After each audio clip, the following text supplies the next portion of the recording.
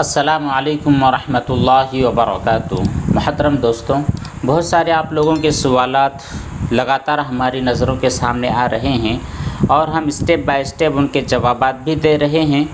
तो जिनके अभी तक जवाबात नहीं मिले हैं वो बिल्कुल परेशान ना हो, हैरान ना हो। इंशाअल्लाह आपके जवाबात आपकी खिदमत में ज़रूर पहुंच जाएंगे।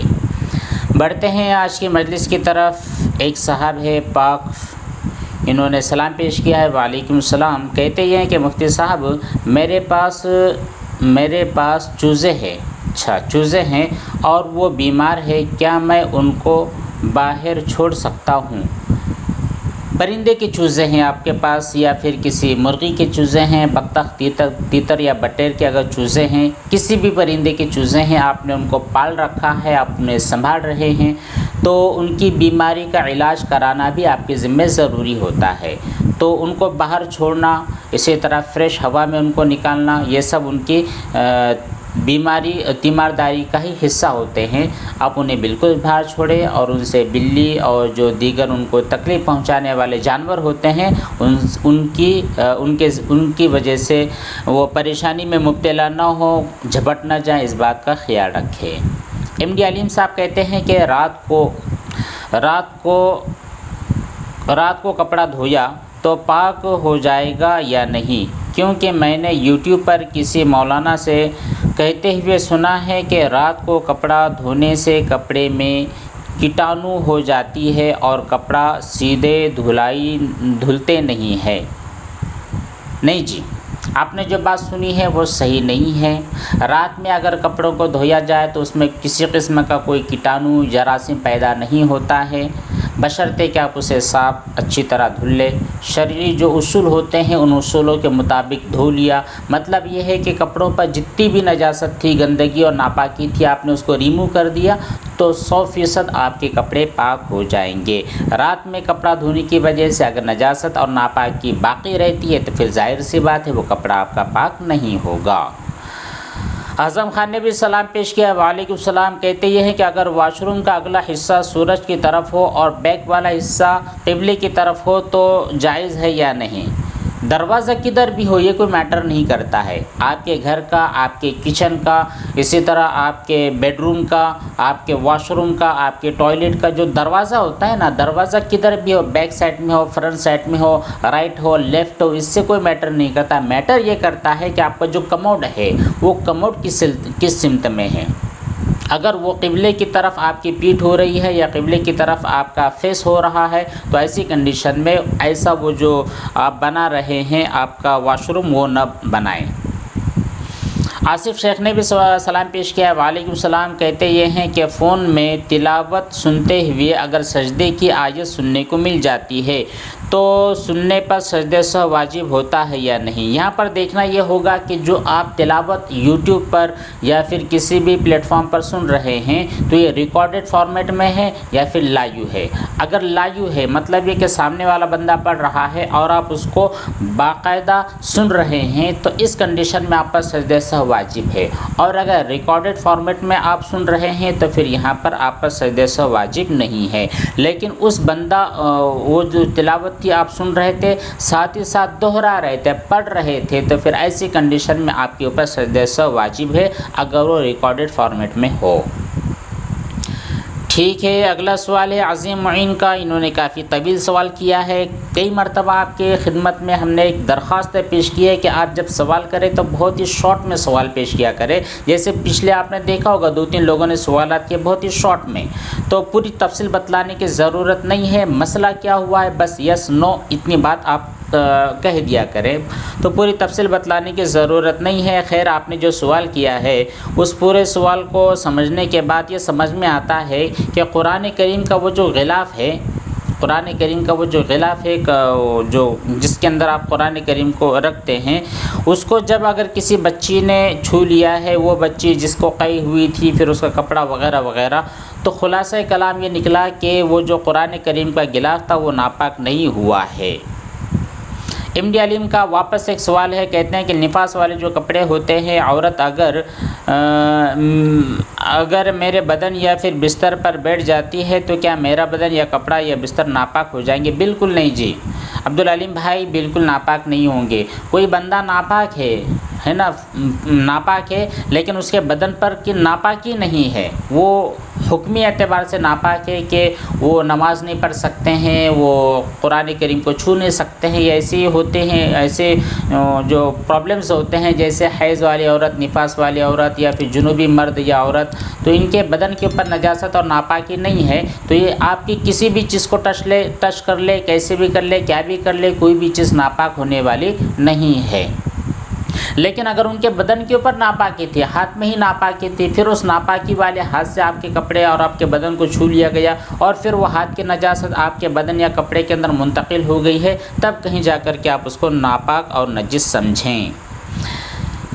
मोहम्मद का सवाल है, कहते ये हैं कि टाइल्स पर नापाकी थी, ठीक है, टाइल्स पर नापाकी थी, वहीं पर मैंने थोड़ी दूर से पानी बहाया और पानी हर तरफ फैल गया है और उसी फैले हुए पानी के बाद मैंने देखा कि नजासत तो अभी उसी जगह पर बाकी है, वो पानी मेरी चप्पल को भी लग गया है, फिर उस चप्पल से मैं पूरे घर में घुमा हूँ, तो जहाँ जहाँ पर चप्पल गई है क्या सब चीज़ें नापाक हो जाएगी?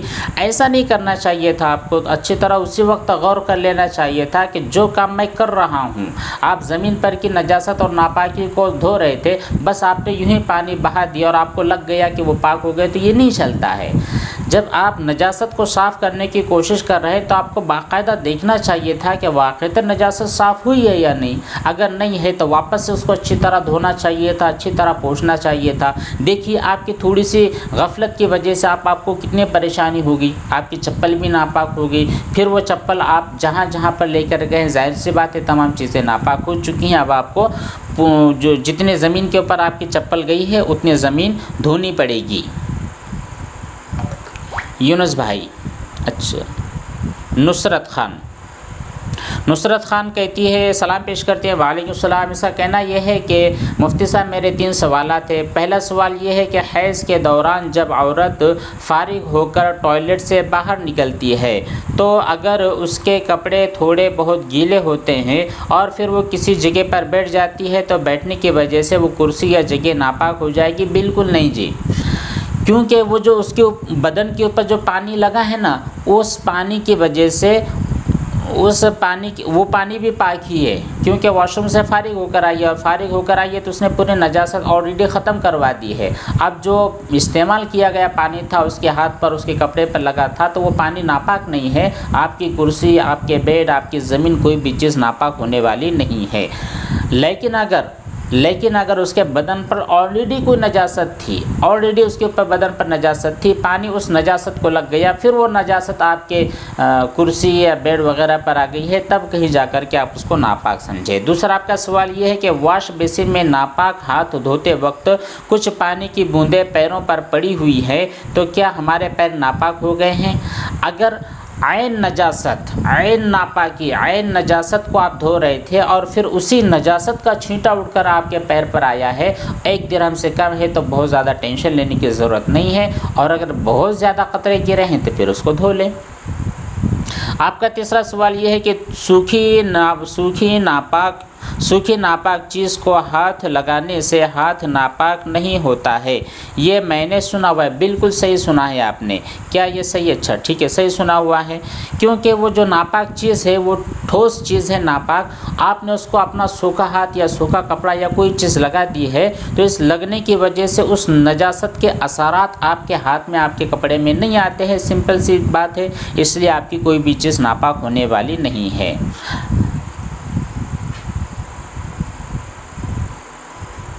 ठीक है, अच्छा आगे आपने कुछ और भी बातें कही है। अगर सही है तो एक नापाक सूखी बकेट पर अगर हल्की धूल हो और बकेट उठाते वक्त वो धूल हमारे कपड़ों पर लग जाती है तो क्या हमारे कपड़े नापाक होंगे? नहीं होंगे, क्योंकि हमने पहले ही बतला दिया है कि वो जो नजासत थी, नापाकी थी, उस नापाकी के असरात उस धूल के अंदर नहीं आए हैं और वो धूल आपके हाथ पैर पर लगी है, तो फिर कोई टेंशन लेने की ज़रूरत नहीं है।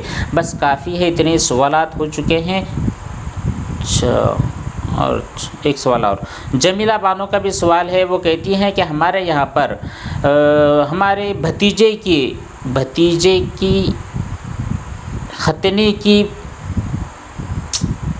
सही लिखा करें, समझ में नहीं आता आप क्या लिख रहे हैं।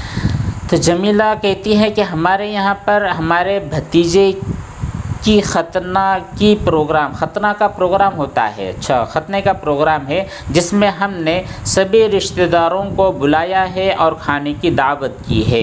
क्या ऐसी दावत करना और इसमें शरीक होना सही है? देखिए, पहली चीज़ तो ये देखना है कि खतना करना सुन्नत है या नहीं। तो ऑफ कोर्स खतना करना सुन्नत अमल है, लेकिन खतना के लिए बाकायदा एक प्रोग्राम बनाना, जैसे कि हमारे यहाँ पर बहुत ज़्यादा रस्म व रिवाज के अंदर दाखिल हो चुका है कि एक बड़ा प्रोग्राम बनाया जाता है, एक बकरा ज़िबा किया जाता है, सभी रिश्तेदारों को जमा किया जाता है, एक बड़ी तकरीब हो जाती है, फिर लोग वहाँ पर आते हैं और बच्चे को गिफ्ट देते हैं, बच्चे के वालिदैन को गिफ्ट देते हैं। तो ये लोगों ने अपने आप को तकल्लुफ़ात में डाल दिया है। तो खतने का अमल सिर्फ खतना की हद तक जायज़ है, खतना की हद तक जो काम किया जाता है एक सुन्नत अमल है, ये आपको करना है। लेकिन खतना के मौके पर तमाम रिश्तेदारों को बुलाना और आने पर उनको मजबूर करना, या फिर रिश्तेदारों के घर वालों को मजबूर करना कि आप बाकायदा एक प्रोग्राम बनवाइए, हमको वहाँ पर बुलाइए, हम दावत में शरीक हो जाएंगे, ये सब तकल्लुफ़ात है। ये सब ऐसी चीज़ें जहाँ पर आपका रुपया पैसा बर्बाद होता है, आपकी जो मेहनतें हैं ये मेहनतें बर्बाद होती है। खाना खिलाना ये सब खतने के मौके पर सुन्नत समझना जायज़ नहीं। अगर कर लेते हैं, अगर आपने कर लिया, बस 2-4 लोगों को बुला लिया, बाकायदा इसका एहतमाम नहीं किया, तो फिर ठीक है, चल जाएगा। लेकिन बाकायदा ज़रूरी समझना ये सही नहीं होता है। इतने सवालात, इनके अलावा और भी जो सवालात होंगे इंशाअल्लाह अगली नशिस्त में, अगली मजलिस में उनके जवाब ज़रूर दिए जाएंगे। अस्सलामु अलैकुम व रहमतुल्लाहि व बरकातुहू।